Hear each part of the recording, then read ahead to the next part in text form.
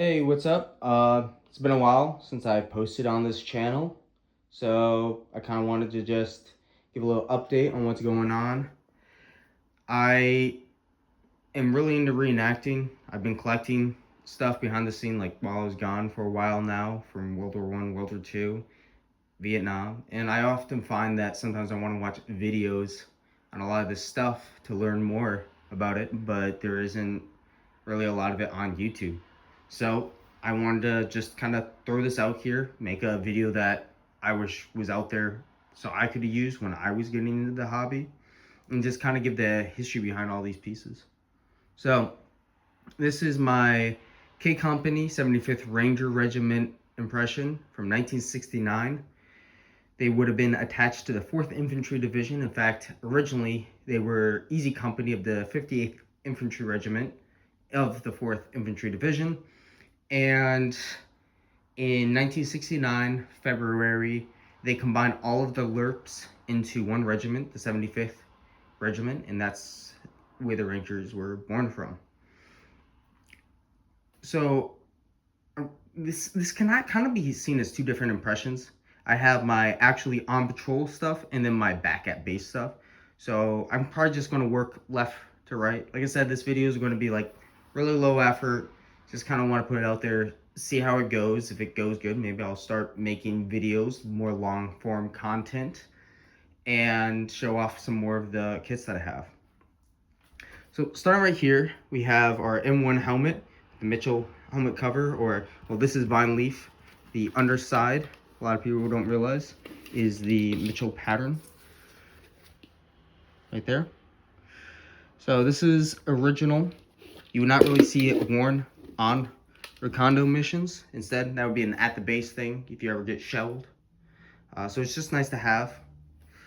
Right here is going to be my uniform that I actually wear out in the field. It's ERDL camo.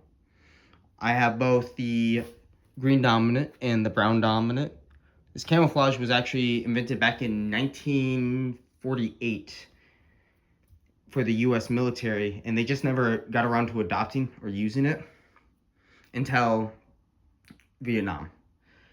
So they came in two colors.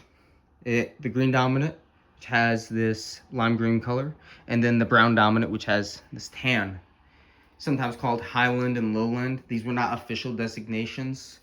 If you actually go onto the tags, you'll see that, oh yeah, they just call them that. So, but I have one of each, which you saw a lot because, like I said, they did not distinguish between the two patterns on the tags. And so when they were issued, they were just kind of issued piecemeal together. So you saw the mixing all the time, which I think is a really cool aspect, and I wanted to get that here.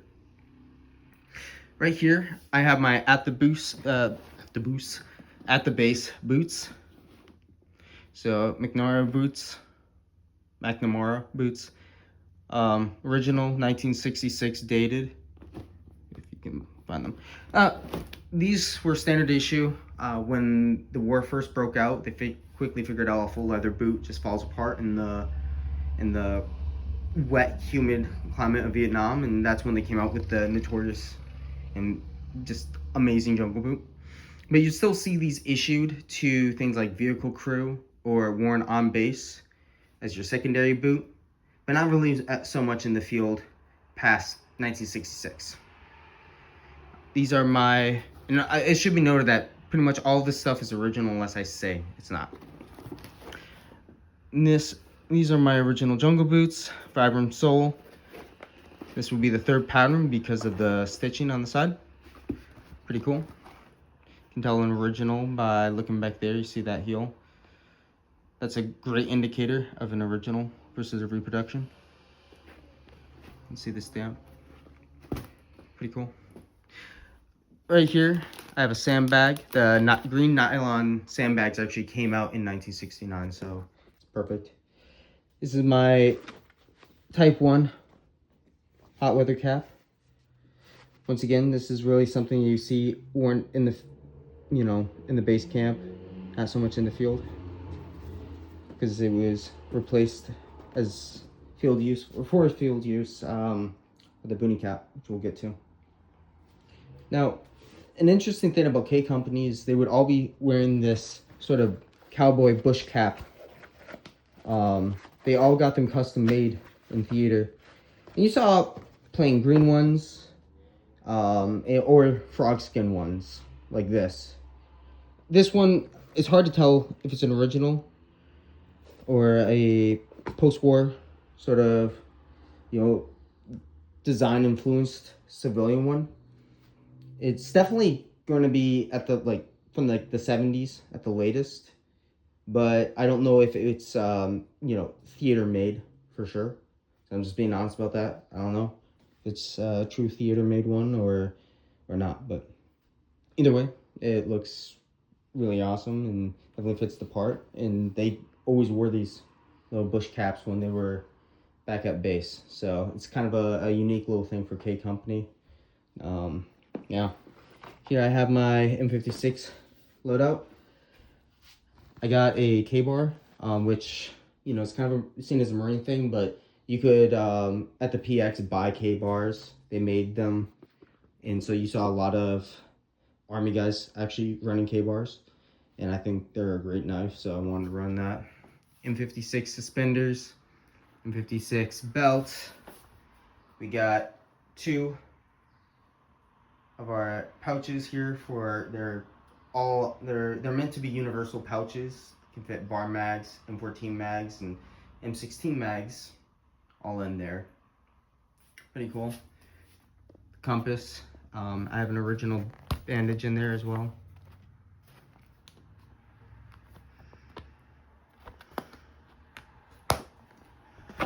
Right here we have our M16 bandolier.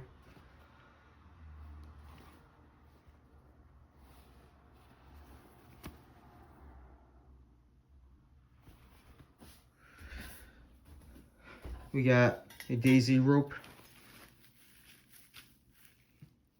This will be used to make sweeter seats for rappelling from helicopters. You see it all over the place. So definitely a must-have for recondo. Got some pocket litter. We got original foot powder. Fuel tablets. Original soap. Tape. What just fell is a little sea rat can turned into a stove. Here I have a sort of pocket, emergency kit that you see made up. Has a mirror, which is just a modern production. It's not time, but original bandage, a 1960s dated band-aid kit, tape, and here we got pretty much all sorts of stuff. 10 water purification tablets, an original civilian Swiss Army knife from the time. Sadly, these are going to be MRE matches, but they look pretty similar. Cotton swabs, fishing line, petroleum jelly. So pretty much, let's see what else. Safety pins, 550 cord. Basically a bunch of little stuff that's you really going to want in case you get separated. We got our insect repellent. This is a patch I still got to put on. That's what the Ranger Scroll patches look like back in Vietnam. Here's my H&R M16A1 clone. Pretty awesome gun. I got taped up with this green tape. It's the closest I could find to the color of the pine green tape that was issued. Eventually I'm going to replace that definitely with some original tape, but for now it's what I have. And you'd see this a lot. They would camouflage their gun by just wrapping it with that green tape, because not only does it camouflage it, but it gets rid of some rattle in the handguard. We got our M16 cleaning case. We got our Vietnam era flashlight, M1950 compass. We got a whole bunch of socks. Always need socks. Some, boot ties, dog tags with a little little can opener, civilian watch.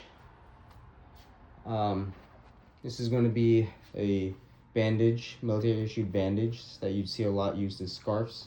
You can see I actually just wore it while doing some work outside and got all sweaty. So I have a bunch of cans in here wrapped in socks. You just see them use that to make sure that the cans weren't rattling around making a bunch of noise, kind of silence things. We got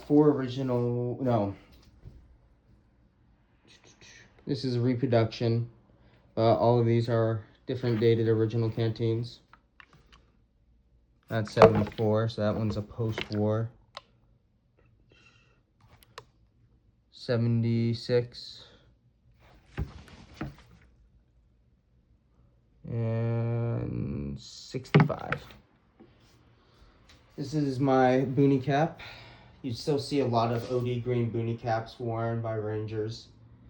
There were ERDL ones, obviously the custom-made Tiger Stripe ones, which a lot of people don't realize Tiger Stripe was never issued by the U.S. military. It was a ARVN, Army of the Republic of Vietnam issued thing.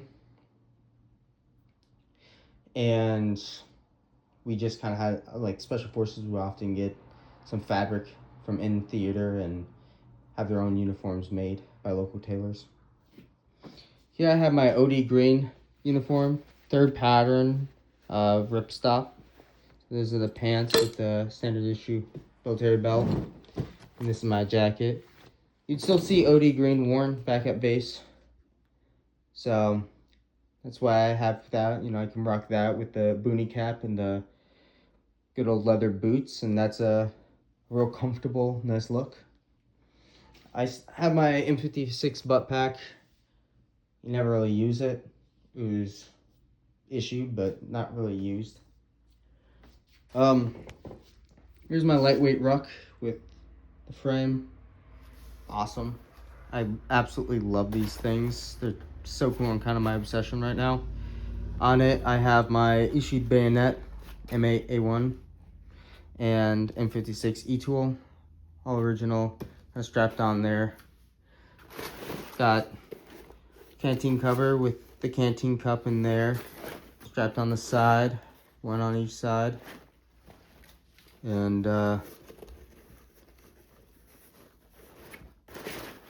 back here, I took a military issued wool blanket, added some padding, makes it a little bit more comfortable on the back. So that's kind of a little, like, rundown on all this stuff. It's definitely not perfect. It's not over. It's a work in progress. I want to get a Claymore bag and some military issued little flares. What else? Some dummy grenades, especially like smoke grenades and stuff like that.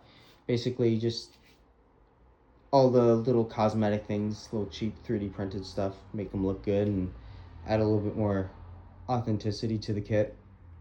And then I also want to get a whole bunch of magazines for my M16A1, all 20 rounders. 30 rounders did exist. They were experimental and they were hard to get. So typically you'd see someone private purchase or somehow get their hands on one, and they would have that in their rifle. And then all the other subsequent backup mags were all 20 rounds. So right now it came with that 30 rounds, so I have it. But I want to get a bunch of 20 rounds, fill out that bandolier in my ammo pouches. But yeah, I'm really happy with how it's coming along and piecing together. Well, I hope you guys enjoyed this. Sorry it's not the most high quality, just kind of threw it together. But let me know if you want me to make some more of this content. And until then, have a good day. Peace.